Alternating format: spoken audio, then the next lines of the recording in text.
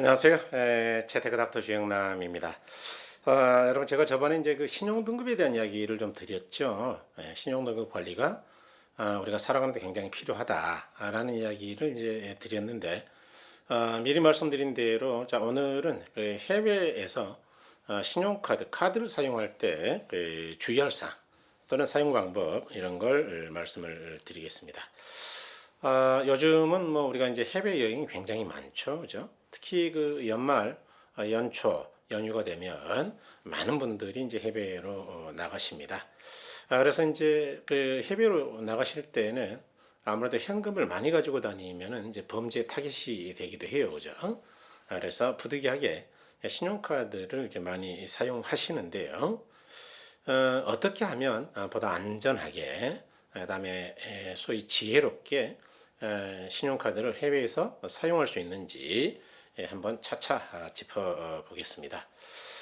제가 아무래도 이제 강의를 많이 했던 사람이라 늘 뭔가 이야기 드릴 때는 개념을 먼저 잡고 들어가요, 그죠? 그래서 이제 먼저 해외에서 사용 가능한 신용카드가 무엇이냐 먼저 알아볼게요. 자, 개념부터 한번 잡아보자고요. 우선 해외여행에서 신용카드를 사용하기 위해서는 출국 전에 해외에서도 사용 가능한 해외 겸용카드인지를 좀 알아봐야 되겠죠. 일반적으로요. 해외에서 사용 가능한 해외 겸용카드는 국내 카드사가 비사카드나 마스터카드라든가 유니언페이라든가 아멕스라 그러죠. 아메리칸 익스프레스 또는 JCB 등과 제휴를 한 카드입니다. 다음으로 확인할 것은 이 여권에 나와 있는 영문 이름하고요.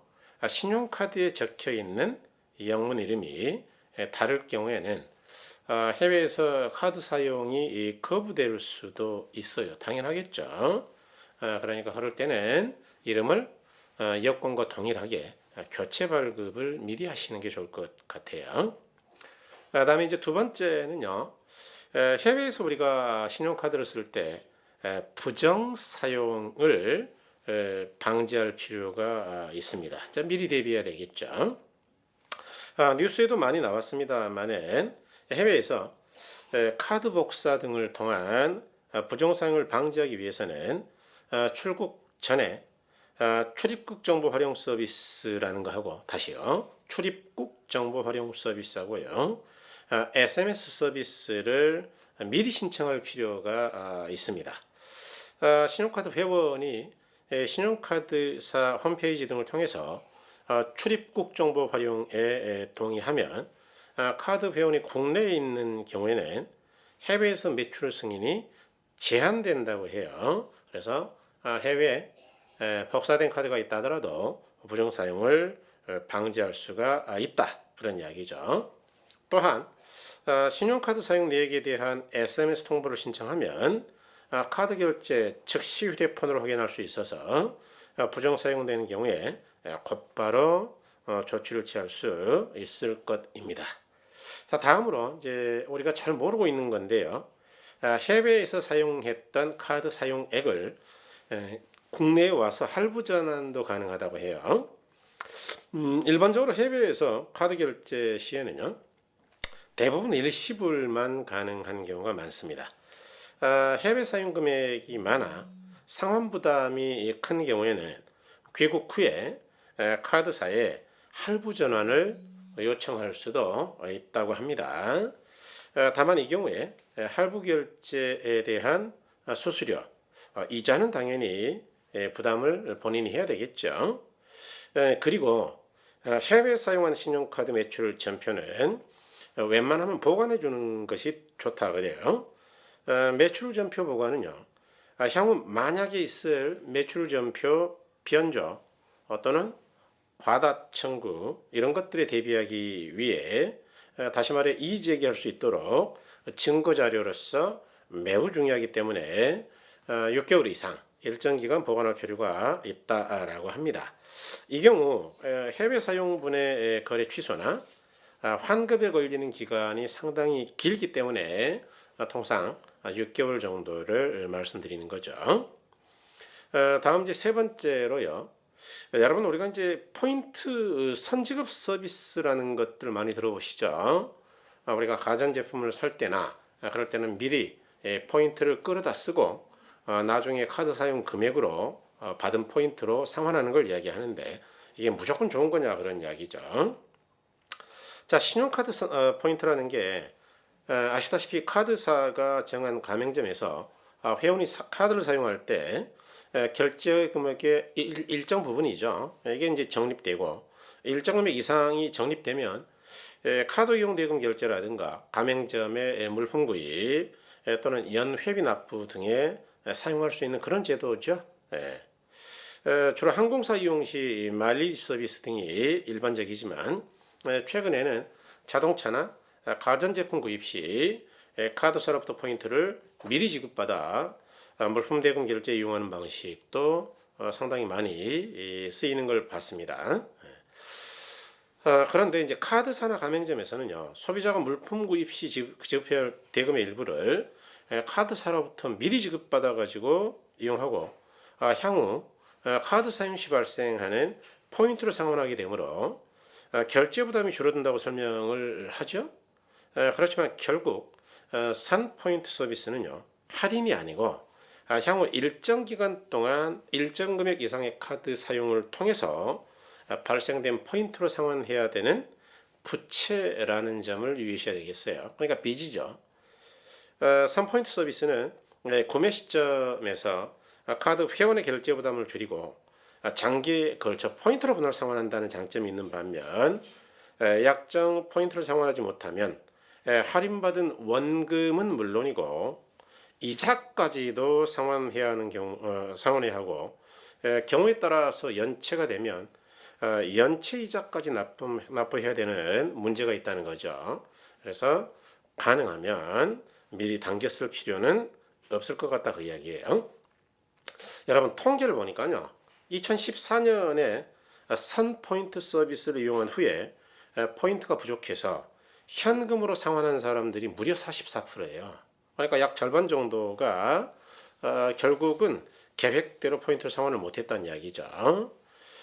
따라서 선지급 포인트를 이용할 때는 포인트 적립률이나 상환 조건 등을 좀 생각해 보시고 따져보시고 평소 카드 이용 실적을 내가 이용하는 금액을 감안해서 상환 가능한 범위 내에서 포인트만 선지급 받는 게 좋겠습니다. 여러분 비싼 냉장고를 바꿔야 되겠다. 그래서 무조건 선포인트를 쓸 게 아니고 그러기 위해서는 내가 매달 얼마씩 카드를 써야 되는지 계산 좀 해보자라는 이야기죠. 여러분 다음으로 조금 어려운데 리볼빙 서비스라는 거 많이 들어보셨죠? 리볼빙. 리볼빙은요. 다른 말로는 이제 일부 결제 금액 2월 약정이라고 부른답니다. 그러니까 결제 금액의 일부를 다음 달로 넘긴다는 이야기죠. 2월. 카드 결제 금액 중 최소 결제비만큼은 해당 월에 결제가 되고 나머지 금액은 다음 달에 청구되도록 약정하는 서비스를 말한다는 거죠.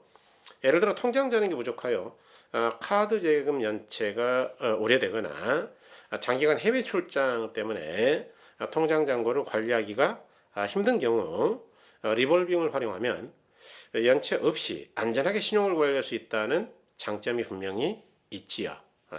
그렇지만 반면에 다음 달로 2월 되는 청구 금액은 단기 카드 대출로 처리되어 다시 말해 현금 서비스로 처리되어 원금뿐만 아니고 이자도 상환해야 한다는 점을 알고 계셔야 됩니다. 여러분 그 현금 서비스 이자가 높다는 건 다 알고 계시네요. 그죠? 또 신용관리 측면은 좋지 않습니다. 단기 카드 대출 이자가 연체 이자에 비해서는 조금 싸요. 그렇지만 일반적인 장기 대출에 비해서는 이자가 너무 높기 때문에 웬만하면 단기간에 완납하는 게 바람직하다. 뭐 이런 생각이 듭니다. 또한 리볼빙 서비스는요. 일시불에만 해당되는 것으로 할부거래나 장단기 대출금에 대해서는 해당되지 않는다라는 것도 알고 계셔야 되겠습니다.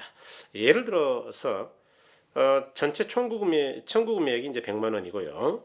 최소 결제 비율을 10%로 설정한다면 통장 잔액이 10만 원 이상이면 일단 10만 원 결제되고요. 나머지 90만 원은 2개월 되니까 연체가 안 되겠죠. 그렇지만 청구액 100만 원 중 20만 원이 할부금이었다면 할부액은 리볼빙 대상이 아니므로 일시금 80만 원에 10%인 8만 원 하고 아까 할부금 20만 원 있었죠. 그래서 28만 원 이상이 있어야 연체가 안 된다는 거예요. 그러니까 리볼빙을 이용하실 때도 할부가 아닌 일시불에 대해서만 가능하다라는 점도 상식으로 좀 알아두시면 좋을 것 같아요. 그다음에 이제 여러분 누구나 당해보는 일인데, 자, 다섯 번째로 신용카드를 분실 또는 도난당했을 때는 어떻게 해야 될까요? 여러분 신용카드 분실 또는 도난 사고를 당했을 때는 뭐 다 알고 계시죠? 지체 없이 신고하는 게 피해를 줄이는 최선의 방법이겠습니다. 그래야만 제3자가 부정하게 사용해서 피해를 입는 일이 없겠죠. 신고 접수일로부터 60일 전 이후에 발생한 제3자의 신용카드 부정 사용 금액에 대해서는 신용카드 회사가 책임을 지기 때문에 분실하면 즉시 신고를 해야 되겠어요. 그러면 이제 신고일부터 적어도 60일까지 사용되는 금액은 나의 책임이 없다는 거죠. 하지만 다음의 경우에는 회원이 전부 또는 일부에 대해 책임을 질 수 있기 때문에 굉장히 주의하셔야 됩니다. 우리가 많이 빠뜨리고요. 제 주변에도 이런 분들이 많던데, 신용카드 뒷면에 서명을 하지 않는 상태에서 분실을 하여 부정사용됐다. 그러면 이제 본인이 부담하는 거예요. 그래서 저는 신용카드가 나오면 반드시 제 이름을 서명으로 씁니다. 제 이름.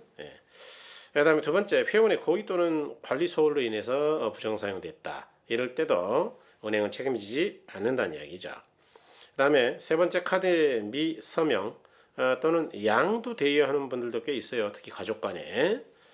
보관 또는 이용을 위임해요. 남에게 맡겼어요. 또는 카드를 담보로 제공해요. 또는 불법 대출 등으로 인한 부정사용이다. 카드깡 같은 거죠. 이런 경우는 책임지지 않습니다. 은행이. 그 다음에 회원이 가족 동거인에 의한 부정사용이다. 빌려줄게 또 양도돼요. 책임지지 않고요. 카드 회사의 부정사용 피해조사에 특별한 사유가 없이 협조하지 않는다. 이 경우에도 은행은 책임지지 않는다 그래요. 그 다음에 카드 비밀번호 유출로 인한 부정사용이다. 이건 더더욱 심각하죠. 그 다음에 도난 분실을 인지하고도 정당한 사유 없이 신고를 지연했다. 이 경우에도 은행은 책임지지 않는다 하네요. 그 다음에 카드를 이용하여 상품 구매 등을 위장한 현금 융통 등의 부당한 행위를 한 경우죠. 여기 이제 카드 깡이라고 하는 건가요? 이런 경우 은행은 책임지지 않는다라고 하네요. 여러분 자료를 네이버 카페나 네이버 블로그에 올려놓겠습니다. 이렇게 한번 듣고는 또 이제 우리가 기억이 어려울 수 있겠죠. 그래서 이런 경우에는 자료를 내려받아서 한번 꼼꼼하게 읽어보실 필요도 있다라고 생각됩니다. 특히 이제 카드 분실 시 대응 요령은요, 상당히 중요하다라고 생각이 되고, 아까 첫 번째로 말씀드렸던 해외에서 카드가 부정 사용되는 걸 방지하는 방법이죠. 그런 것들은 신경을 좀 쓰셨으면 좋겠어요. 다음 영상에서는요, 개인 신용회복제도라는 거죠. 많이들 들어보시는 개인 회생 또는 개인 파산에 대해서도 알아볼 생각입니다.